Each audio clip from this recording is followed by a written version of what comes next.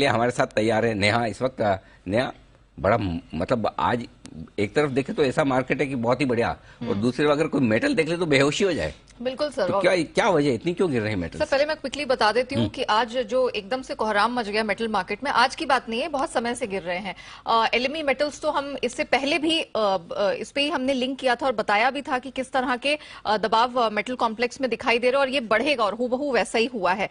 Aluminium, zinc, निकल, copper, silver, जितने भी इंडस्ट्रियल मेटल्स की बात करें सब डबल डिजिट परसेंटेज में महीने भर में टूट चुके हैं। 10 से 15% तक की करेक्शन आई है। एल्यूमिनियम, जिंक ये 2.5 से 3 महीने के लोस पर ट्रेड करते दिखे हैं।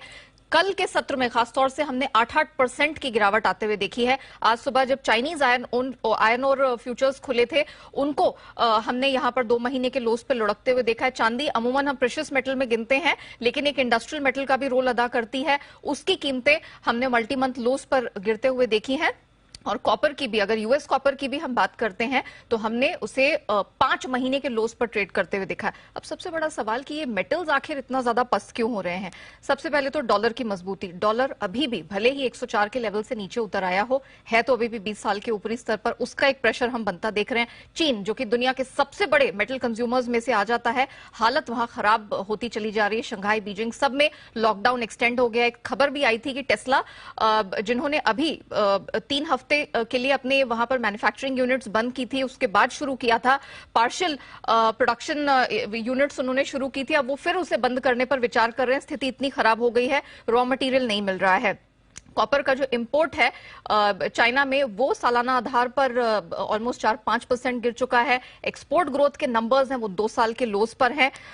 तो ये तमाम फैक्टर्स हैं जिनकी वजह से हम देख रहे हैं कि मेटल्स को लेकर डिमांड की कंसर्न ग्लोबल मार्केट में बन रही है। कॉमर्स बैंक की तरफ से आज एक रिपोर्ट आई है जिसमें उन्होंने कहा कि कॉपर और निकल का बाजार ओवर सप्लाइड रहेगा।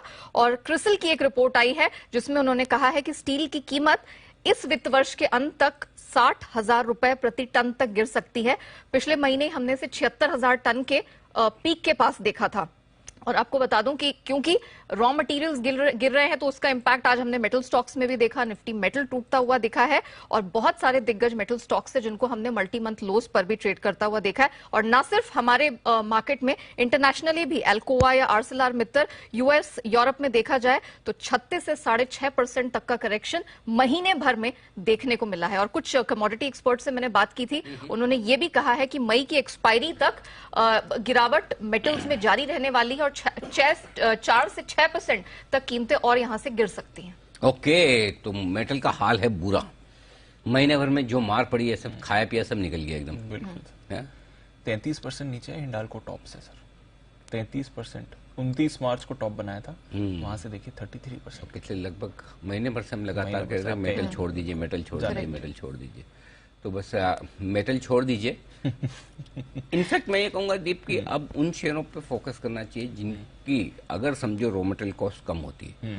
अभी जिन जिन के रिजल्ट्स खराब आ रहे हैं रॉ मटेरियल कॉस्ट बढ़ने की वजह से, अल्टीमेटली रॉ मटेरियल कॉस्ट कम होगी और उनको फायदा होगा। ऑटो सबसे बड़ा फायदा। ऑटो, थोड़े टाइम बाद रियल एस्टेट भी बनेगा। इनफैक्ट रोडियम के भी प्राइसेस आज गिरे हैं, एंड वो ऑटो में एक बहुत बड़ा कंपोनेंट है, उसकी कीमतें भी बहुत गिरी हैं। हाँ, तो अब जिन जिनके ये रॉ मटेरियल कॉस्ट बढ़ रहे हैं उनके अपने आप मार्जिन सुधर जाएंगे बिना कुछ किए। अच्छा, होता क्या है जब मार्जिन खराब होते हैं ना, उस समय सब टाइट तो कर ही देते। तो मतलब कोई जैसे आदमी ऑफिस में 3 बार चाय पी रहा था, इसकी 2 बार ही कर दो। हाँ, ऐसे होते हैं, कई सारे ऑर्गेनाइजेशन में होते हैं ऐसे। आप नहीं देखा कभी? ओवरऑल ऐसे ऐसे होते हैं बहुत सारे। हाँ, कि ऐसी 3 चल रहे हैं, 2 ही लगाओ। हाँ, मतलब इस लेवल की कॉस्ट कटिंग हो जाती है जब नंबर्स खराब होने लगते हैं। वो कॉस्ट कटिंग होती तब ऐसी होती है। सो वो हो जाती है, वापस तो करते नहीं। ठीक ठीक है ना। तो फिर क्या है, मार्जिन आपके सुधर जाए और उसके ऊपर से कॉस्ट कटिंग का इफेक्ट, तो अगले क्वार्टर में जब रिजल्ट आएंगे तो डबल बेनिफिट होगा। तो इसलिए हम लगातार अब ऑटो पर पॉजिटिव हो रहे हैं। बैंक्स भी आपके लिए थोड़ा ठीक हो जाएंगे, इन्फ्लेशन कम होगा तो। और उसके अलावा आपके लिए मेटल्स तो अभी भी थोड़े खराब ही हैं। तो ये सारे हैं जिन पर आपको फोकस करना है। एक बार जरा राय ले ली जाए हमारे शरद जी से मेटल शेयरों पर।